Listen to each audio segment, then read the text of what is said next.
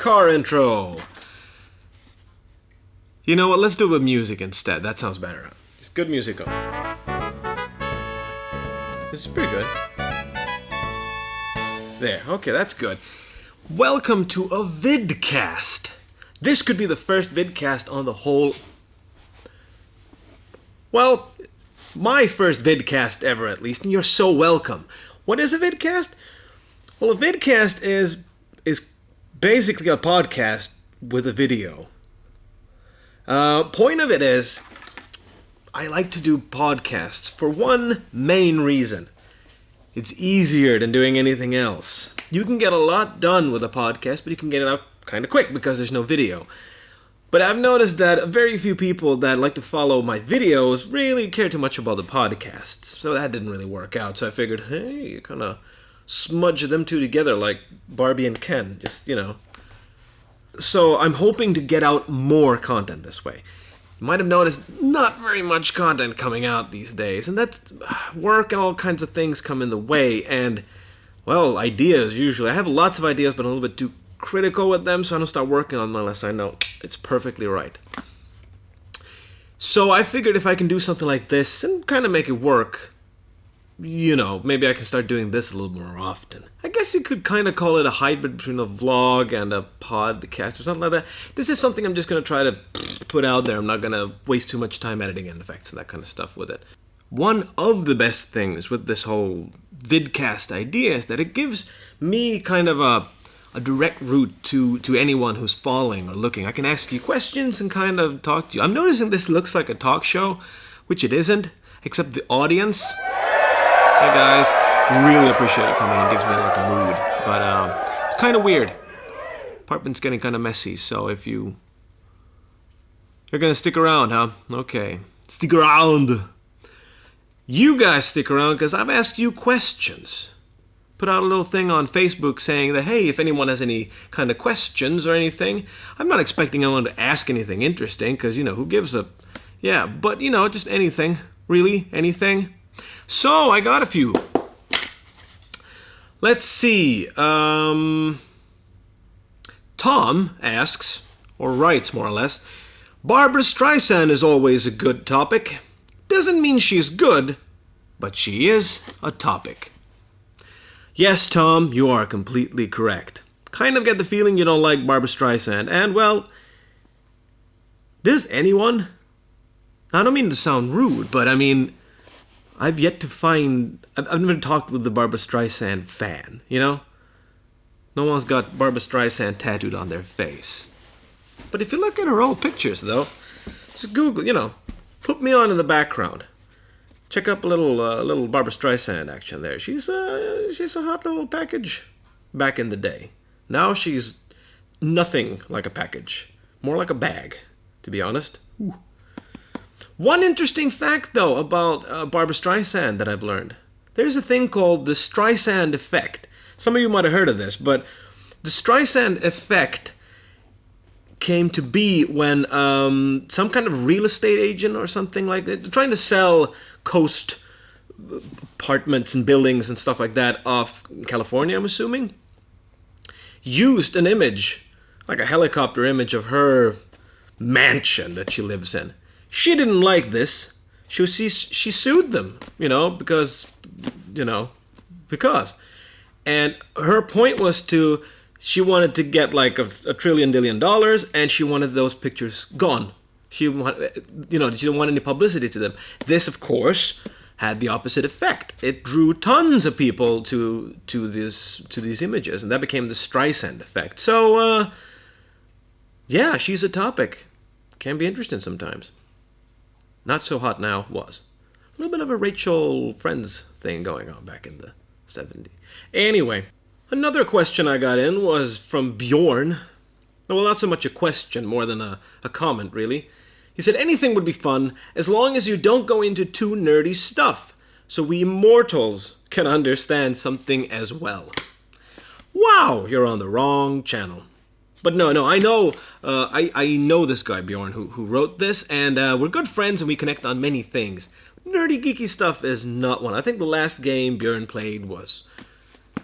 Wow, it might have been made of wood, But he brings up a good point. I've always had a thing where I wanted to kind of be able to express what I like, the things like music, films, and just pop geek culture that I like, through a channel to people that would care about it. But I do notice that my channel gets really divided sometimes. There are people that like to see the kind of vlog, the jokey stuff, but not so interested about the like let's play stuff and all. I've always wanted to connect those, because I kind of have a feeling that there is some kind of a nerdabilia, be it a game or a movie or a comic book or a board game or whatever, for anyone, for everyone. And I'm not saying people avoid them. It's usually just they don't. It sounds a little, too out there, too geeky, too nerdy. So it's just easier to kind of go, I don't like that kind of stuff. But over the years, I've met so many people that when you talk about it long enough, and you start noticing, oh wait, you love this game. And if you get them to sit down and kind of play through it once, they get hooked. I mean, everyone knows somebody who loves like Carcassonne or Dominion, these kind of games. These are board games, obviously, but these are usually games where people go, I don't play anything else but Dominion, that or Carcassonne.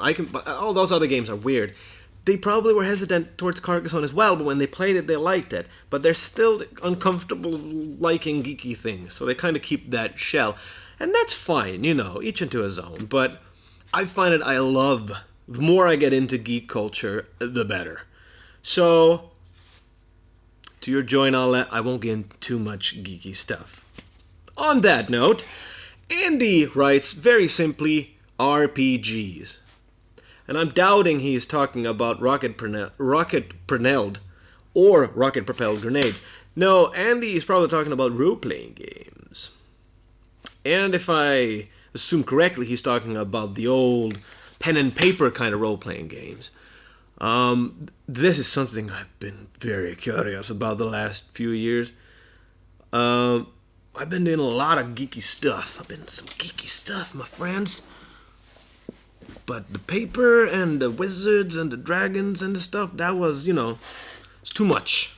I drew the line there. I said, I can't get in on this shit. This is too weird. But then Andy, back when I was a wee lad, asked if I wanted to join one of his campaigns of Dungeons and Dragons. And I laughed and pushed him out the window. And quickly ran out and grabbed him because I felt really mean. I said, sorry I did that. Of course I'll join your campaign. And I did. And it was a paladin. And I struck things with a mace. And it was awesome. It was great. See, that's another thing. I had the same kind of, I thought it felt weird and geeky to sit with people around a table and just talk and kind of throw dice. But after one play session, I was hooked. I loved this because it gave me a reason to... it was just at that age where you were getting way out of your teens. I was 20-something and you couldn't play around. Maybe games and all, but games are kind of designed to not make you use your imagination too much. When you think about really, graphics and everything are going in that direction where you won't have to input much. You just take the output. You just move your guy around, but it's kind of everything's going on rails in a way, and everything's perfectly beautiful. There's no need for much of your imagination, just that core bit. But on pen and paper kind of role-playing games where you throw dice and you create a character and stuff and you go on adventures, there's nothing. Usually there's nothing, not even pictures or anything. You have to imagine everything, what's happening. But don't worry, Bjorn.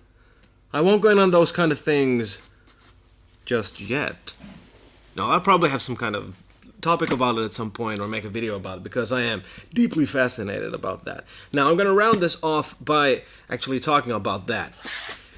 I've been wondering a lot what I would like to do next. I have a few vlog ideas. I have game ideas. I even have short film ideas.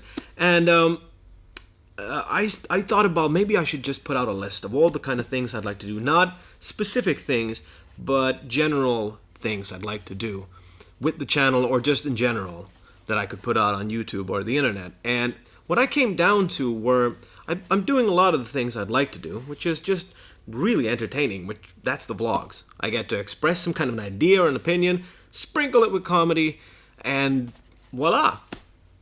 But I've been doing that, and I like to do that, but I don't want to do that as the main thing. I want to start putting in other stuff. And I started thinking about what do I like to do other than that.